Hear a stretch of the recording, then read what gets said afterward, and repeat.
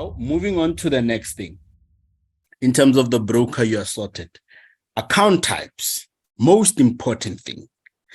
And most of you guys lose even when you're not supposed to lose because of not understanding account types, right?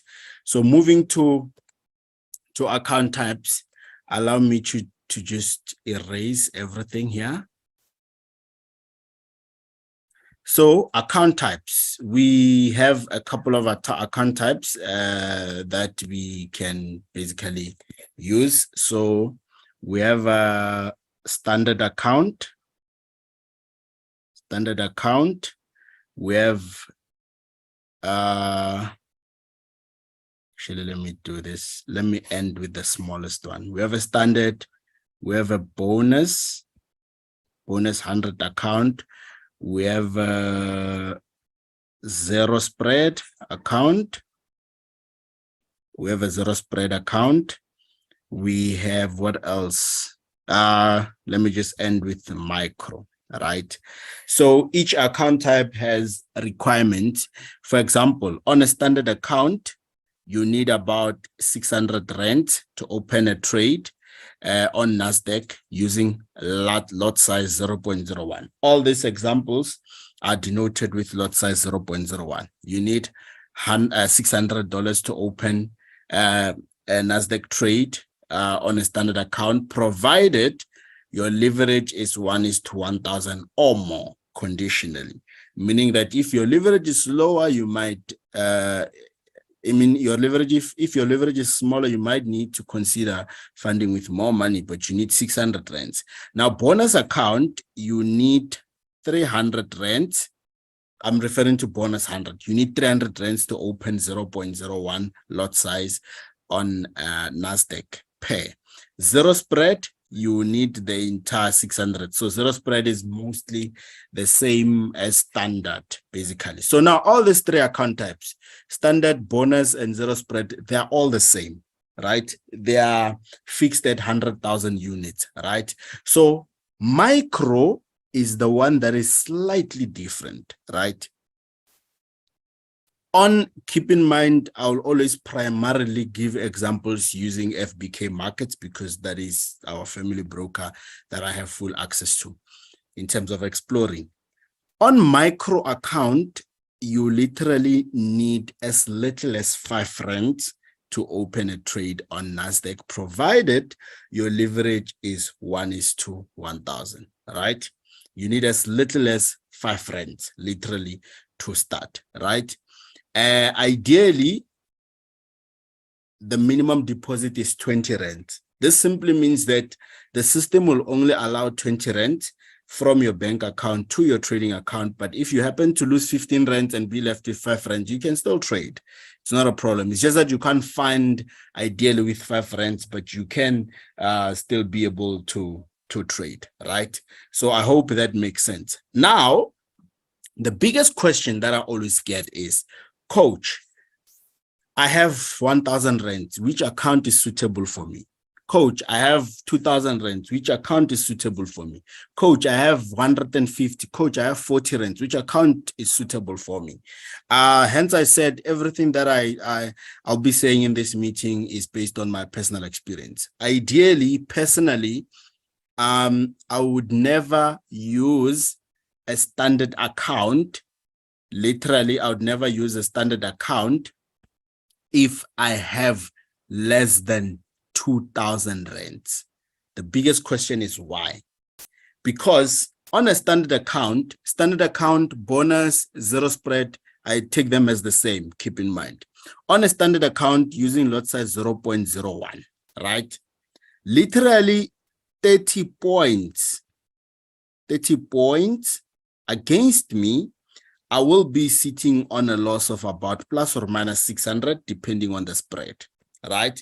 So what this means is, for me to blow that account, the market needs to go more than 90 points plus against me, which is fair enough for me.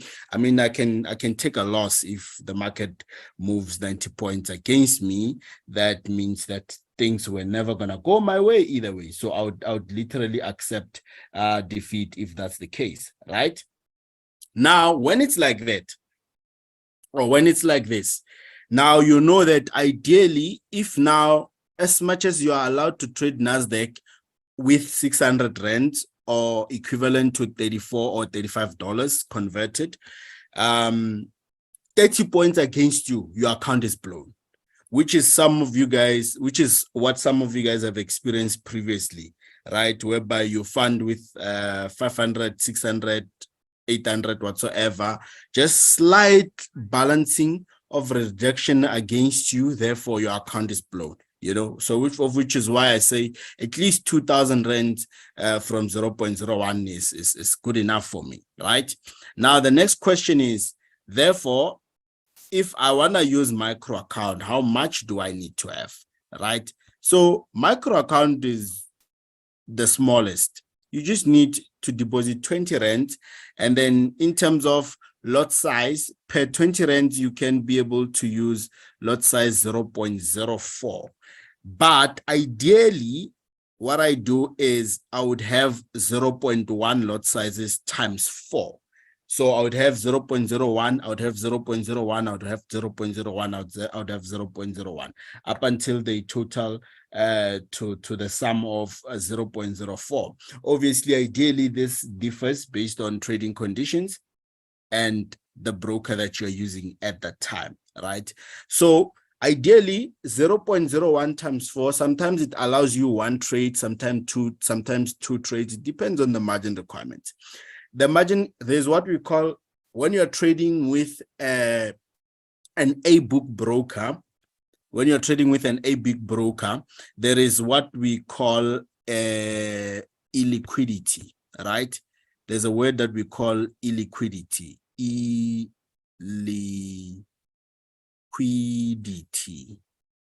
right? So now what illiquidity simply means that at the time of you, also known as off codes, yes. As another term for it occasionally is off codes, excuse my spelling, right? So what illiquidity means is at the time of you trying to open that particular trade, there was no enough liquidity for the price that you were asking to buy or sell at. Therefore, your trade cannot go through. Why? Because if it's a B-book broker, it will go in anytime, any moment, because there's no liquidity. I repeat, there's what we call illiquidity, also known as off codes. Simply means that the server is full. The amount of liquidity that is available at that time on the market has been occupied. Therefore, when you're trying to buy or sell on a new price or whatsoever, it's highly impossible for you to get into that particular trade. Now, you guys always get mad when you see these things, off codes, illiquidity and whatnot, without having to understand the complexity of what you're trading, right? So this is what it means. Now, the biggest question is how to solve this. You cannot solve this because a broker doesn't know the amount of liquidity that is provided to them. Only the liquidity provider knows, and the liquidity provider manages its own risk at its own preferred time. You can't come to me and say, Coach, why is FBK Market saying there is no liquidity? I wouldn't know. I'm not your liquidity provider. Therefore, the liquidity provider is within their right. I'm going to be brutally honest with you guys. And I want you to hear me and hear me properly, right? Now I'm speaking as your mentor. And this drawing will make you understand what life is. I want you to pay close attention. Before I start with the drawing, I want to pick your brains. I want to test you guys. According to you guys, where does Forex money comes from? Literally, according to what you guys are thinking. Please let me know on the chat box. The chat box won't appear on our recording, by the way. I'm the one who's able to see it, and the people who are on the live chat. Some are saying us, banks, institutions, banks, big banks, from us, yeah, from sellers and buyers. Interesting answers. Now, market makers, traders, thank you guys for your answers, right? Now, I want you to think for a moment. There is this thing called Forex, right? And they tell you that you can make a lot of money from it. And you are coming into the Forex space with the idea that you want to make a lot of money, right? With the idea that you want to make a lot of money. This is you as a trader. You hear that there is Forex, you know, there is like dollars there. There is dollars. There's money to be made. This is a US dollar sign. Excuse my drawing, guys. There is dollars there. You can make a lot of money. Now, you want to come in and make money. But what you don't know is there is what we call key players in the foreign exchange industry. The key players are the big banks, Swiss Bank, Citigroup, Barclays, just to name a few. Bank of America, you know, just to name a few, just an example. Now, what those guys are doing is they're pumping money into the whole financial system. You know, the whole financial system, literally, they're pumping money. Now, when you as a retail trader, when you are losing money, you are literally making these guys rich, the key players, right? Now, your aim as a retail trader is to take money from them. So literally, these guys they've put money on the market. You can see the money is there, 6 trillion USD. You are coming in to take a share of that 6 trillion, and then they have invested that 6 trillion. That 6 trillion was invested by a person, literally, right? It's a human, it's not a robot, it's not whatsoever. Everything in this country, the financial system, the financial markets have been designed by someone. They are controlled by someone. There is no such thing as the market moves itself. These people are manipulating the market and the price into what they want it to become. That's why the wealthiest will never go broke, literally, because they are the ones who control who gets rich, how far do they get rich for whatsoever, right? You are coming in, you want to take their money, and then what you don't know is they also want your money, but they can't take your money directly. Literally, they can't take your money directly without an institution called a broker. That is where a broker comes in.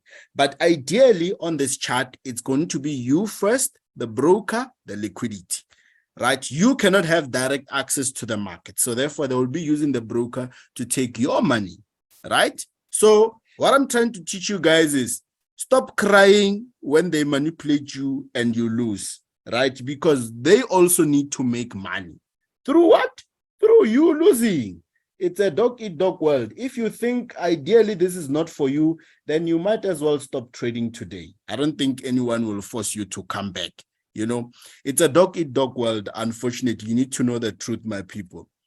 When these guys make money, they make money because you lost. I'm referring to the liquidity provider, not the broker, because the broker has types.